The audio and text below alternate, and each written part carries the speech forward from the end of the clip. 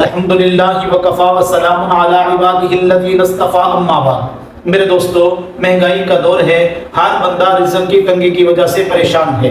اگر آپ بازار میں چلے جائیں وہاں یہ تذکرے، کسی ہوٹل میں بیٹھ جائیں وہاں یہ تذکرے، کسی سفر میں جا رہے ہوں وہاں بھی یہی تذکرے ہو رہے ہوتے ہیں کہ مہنگائی بہت زیادہ ہے، مہنگائی کی شرح بڑھ گئی ہے، رزق کی تنگی ہے، کماتے بہت ہیں لیکن پوری نہیں پڑتی۔ تو میرے دوستو، یاد رکھیں کہ رزق کا وعدہ اللہ نے ہمارے ساتھ کیا ہے اور رزق کا مالک بھی اللہ ہے۔ جس رب نے ہمیں پیدا کیا ہے نا، وہی رب نے ہمارے رزق کا ہمارے ساتھ وعدہ کیا ہے۔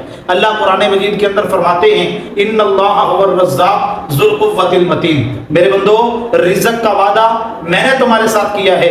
رزق دینے والا تمہارا رب، تمہارا مالک، تمہارا خدا ہے جس نے تمہیں پیدا کیا ہے۔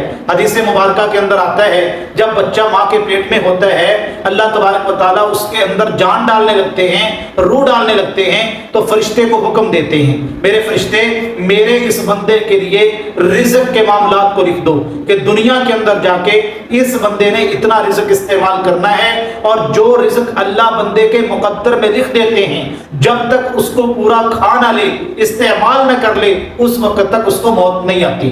تو اس لیے میرے دوستو، رزق کے معاملے میں اتنا پریشان نہیں ہونا چاہیے، کیونکہ رزق کا وعدہ ہمارے رب نے ہمارے ساتھ خود کیا ہے۔ قرآن مجید کے اندر تو اللہ یہ فرماتے ہیں کہ رزق جو ہے یہ تمہارا رب تمہیں دیتا ہے، یعلم مستقرہا ومستودعہا۔ جتنے بھی دنیا کے اندر جاندار ہیں، جتنے بھی جان والی چیزیں ہیں، اللہ فرماتے ہیں ان کو رزق میں پہنچاتا ہوں۔ وَيَعْلَمُ مُسْتَقَرَّهَا، اور ان کے ٹھکانے، ان کی جگہ، ان کی بلے جس کے اندر وہ کیڑے مکوڑے موجود ہیں، ان کے ٹھکانوں کو بھی تمہارا رب جانتا ہے، وہاں ان کا رب ان کو رزق پہنچاتا ہے۔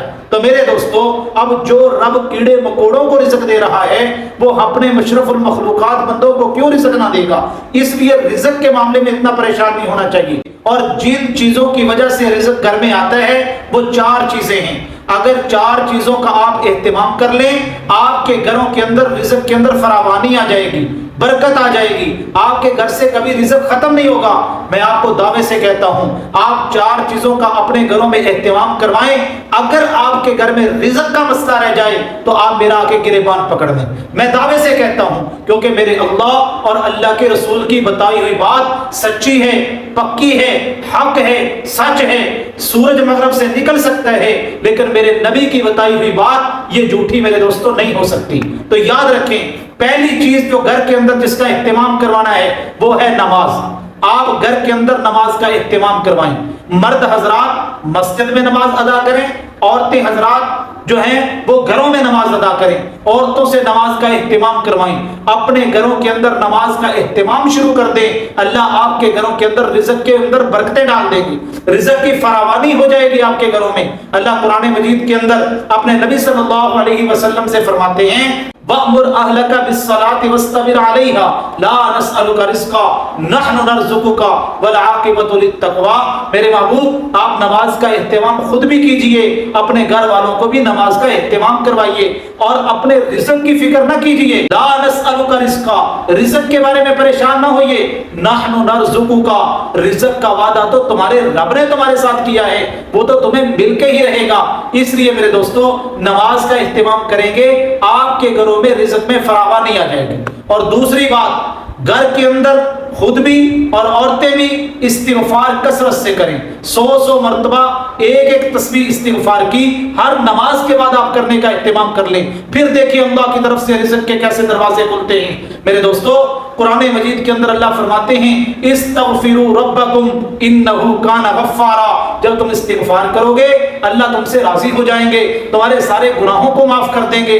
بعض اوقات کسی گناہ کی وجہ سے انسان کے لیے رزق کے دروازے بند ہو جاتے ہیں، تو جب استغفار کرو گے اللہ گناہوں کو معاف کر دیں گے، اللہ راضی ہو جائیں گے۔ اور پھر کیا ہوگا؟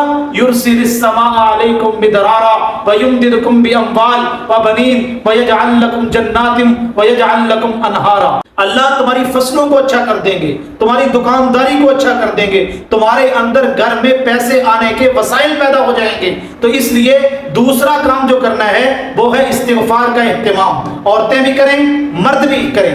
اور تیسرا کام جو گھر میں کرنا ہے، جب آپ کھانا کھانے لگیں تو اپنے ہاتھوں کو دھو کے کھانا کھائیں، اور سر کو ڈانپ کے کھانا کھائیں، ان دو کاموں کی وجہ سے بھی اللہ رزق کے اندر فراوانی ڈالتے ہیں اور رزق میں برکت آتی ہے۔ اور چوتھا کام آپ نے کیا کرنا ہے، مغرب کی نماز کے بعد خود بھی سورۃ الواقعہ کی تلاوت کرنی ہے اور اپنے گھر کی عورتوں سے بھی سورۃ الواقعہ کی تلاوت کروانی ہے۔ یہ چار کام اپنے گھروں میں آپ کر لیں، آپ کے گھر کے اندر رزق میں برکت نہ آئے، فراوانی نہ آئے تو میرا گریبان آپ پکڑ لیں، انشاءاللہ یہ چار کام آپ کریں گے، اللہ آپ کے گھر کے اندر رزق کے سارے مسئلے حل فرما دیں گے، ساری پریشانیاں آپ کی دور ہو جائیں گی۔ اللہ ہمیں عمل کرنے کی توفیق عطا فرمائے۔